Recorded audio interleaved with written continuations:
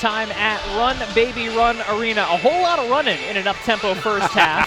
You even have some of the student bodies come over here and shake our hands and like we stars or somebody here. But that. The first half stats, as we can see right there, St. Peter's is doing a tremendous job holding to the 26% field goal percentage shooting. But the other side of the legend, they're not shooting well. But at the same time, the bench points, Dom, has been a difference in the ball game. 16-3, as I mentioned. The Peacocks are 7th in the nation in bench points, and that's been a stellar play for them thus far this season. As you see, Mount St. Mary's is shooting 80% from the foul line, but the rebounding margin is key as well. And those second chance points right now favor the Peacocks 6-2. Yeah, the rebounding margin was part of the Darryl Dimes for both teams tonight because of St. Peter's ability, top 10 nationally in offensive rebounding rate. Mount St. Mary's just did not do enough on the glass. No, they didn't do enough on the glass, but also allowing the Peacocks to get those paint touches. As you can see, points in the paint, 14-4. And that's one of the things I said the Peacocks are going to have to do, doing those Darryl Dimes. They're going to have to get those paint touches, and they're getting them thus far. Well, meanwhile, the individual leaders, you've got to talk about Jalen Benjamin. Game high 14 points for Mount St. Mary's, 5 of 8 shooting, 2 of 3 from distance. Had more than half their points in the first half. Well, I tell you, he came out scorching in the first half, had the first 12 of their 15 points. But since then, Dom, they held him to 2 points over that span, and those 2 points came from the foul line. So good job by the Peacocks making an adjustment on him. They take a look at what St. Peter's has coming up after this. Got to get through Mount St. Mary's first, but they will continue MAC play this coming weekend. They'll take on Fairfield and then back into non-conference play a couple times. St. Joe's, Hartford, and then Maryland. Kevin Willard has that team playing really well. Wow, they're playing really great basketball. That's going to be a true test for the Peacocks. But you get a chance to play those teams again. Prepare you for conference play, and when they return back to the MAC, they're going to try to get it done. Yeah, tough turnaround there, too, for the Peacocks. Quinnipiac, as we talked about a moment ago, 7-1 so far this season. Yeah, they're doing real well. Very impressive. As I mentioned, they took their first loss to Hofstra the other day by 2 points over there in Hempstead, New York. So they one of the surprise teams in college basketball right now. Now, St. Peter's does not have a scorer in double figures, led by Jalen Murray, 7, but the Peacocks do have a lead. They are in front by 2 points as we step aside. Second half coming up next here from Jersey City. Mount St. Mary's in a new conference home, but it is the reigning conference kings, St. Peter's, with a 29-27 lead. As we get ready for the second half in his MAC opener, Daryl Jacobs, Dom Savino.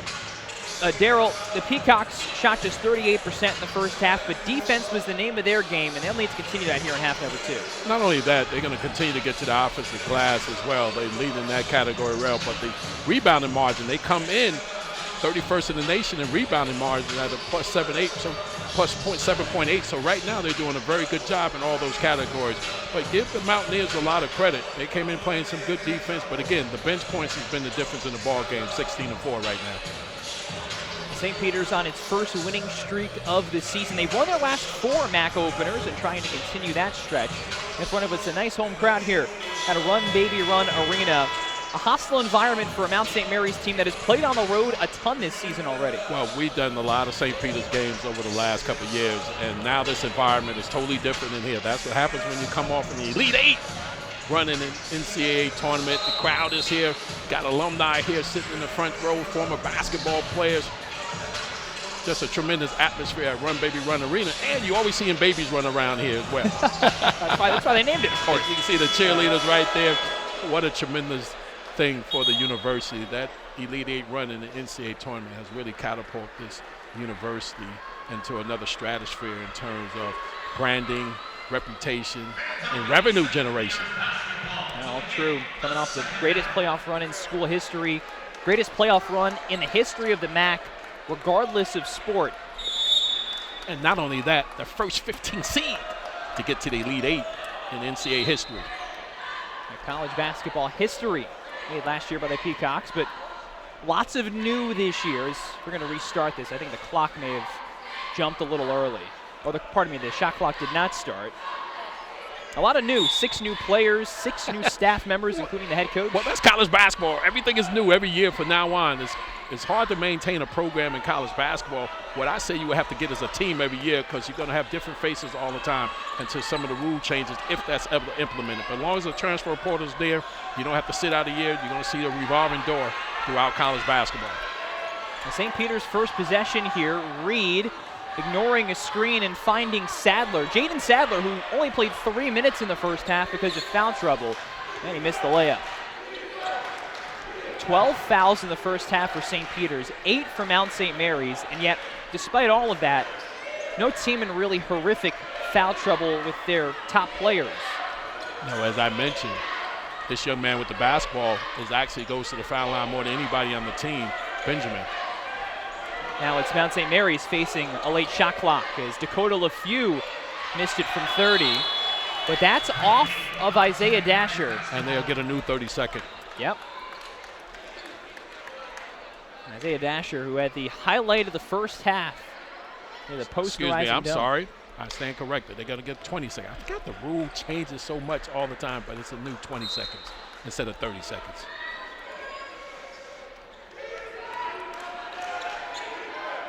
So what can Mount St. Mary's do with it here? A team shooting 26%. LaFew off the pump fake. Didn't hit that. 1 of 7 shooting so far, but Malik Jefferson keeps it alive. Thomas, third try, gets 3. And you can't keep giving them those kind of opportunities.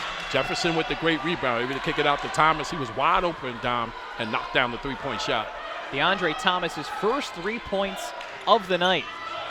Oh, an offensive foul. Sadler with the shoulder charge, and Jalen Benjamin stepping in. That is number 4 for Sadler. Excuse me, I stand corrected. That's number 3. He's somebody who leads the team in minutes. We haven't talked about him at all today because he hasn't played. Well, he's a solid contributor. He does everything coach wants him to do. He's a coach on the floor, and he brings a wealth of experience. But coach will not hesitate to put Juju Murray in the game if he has to. Now with Mount St. Mary's back in front, they're going to get some free throws. DeAndre Thomas, a bullying drive. And that's one of the things you're going to see in the second half. They're going to attack the basket because they're not scoring well from the outside. So the best thing you can do is try to get those paint touches, the Mountaineers, and try to draw the foul or get a layup inside. So here's DeAndre Thomas, the fifth-year senior, product of Inglewood, California, and gets that one to go. Cam Young checking in the game for the Peacocks, coming in for Bland.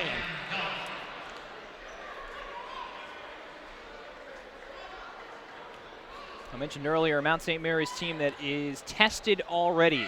This is their 7th road game of the first 8 they've played. And so Dan Engelstad says, just part of the experience you have to build in the first month of the season. Now they're back in front as St. Peter's has it with Toot. The freshman had it knocked away and got tied up with his own teammate. Watch the ball screen action right here. Set it for Reed. Slips his first defender and didn't get the floater. And Jefferson comes down with the rebound. That's what they're going to need for him to do. They're going to have to rebound the basketball. They're going to have to keep the Peacocks off the offensive glass. Benjamin back for Jefferson, who had it blocked away by Toot. And that's great defense by Toot. With discipline, Jefferson tried to draw the contact down and didn't get the call. Now, Thomas Toot, a freshman who has not seen a ton of minutes, going to exit here with 6 points, 4 rebounds, and a block. And Mohamed Sow checks in the ball game. And Sow had a big block in the first half. Benjamin harassed by Reed. Now, Thomas has been the only scorer so far in the second half. He goes to work on Young. The hook shot off the glass. Okay, young fella. That's a tough move right there. Was able to operate from the top of the key area, able to wiggle his way down the side. Another paint touch for the Mountaineers. They're getting some baskets now, attacking the basket. DeAndre Thomas with the first 6 points of the second half. Sadler trying to get his game going. Reed steps into a 3 and hits it off the back of the rim and the support holding up the backboard, so it's out of play.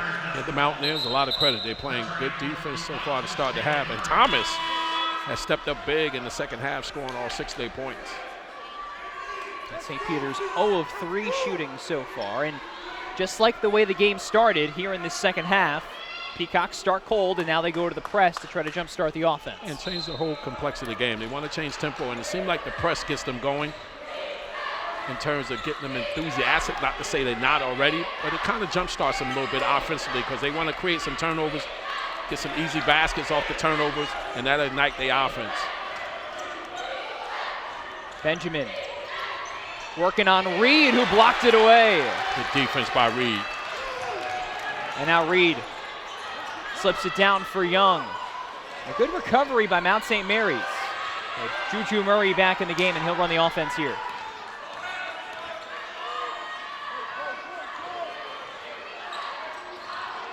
Sadler on the step back. Got it from the elbow. Good move by Sadler. Was able to create separation. Might have pushed off a little bit, but the officials didn't call it. He's able to knock it down. First 2 points of the night for Jaden Sadler. And St. Peter's will take a timeout, trying to get their offense going. It helps that Jaden Sadler's back at it.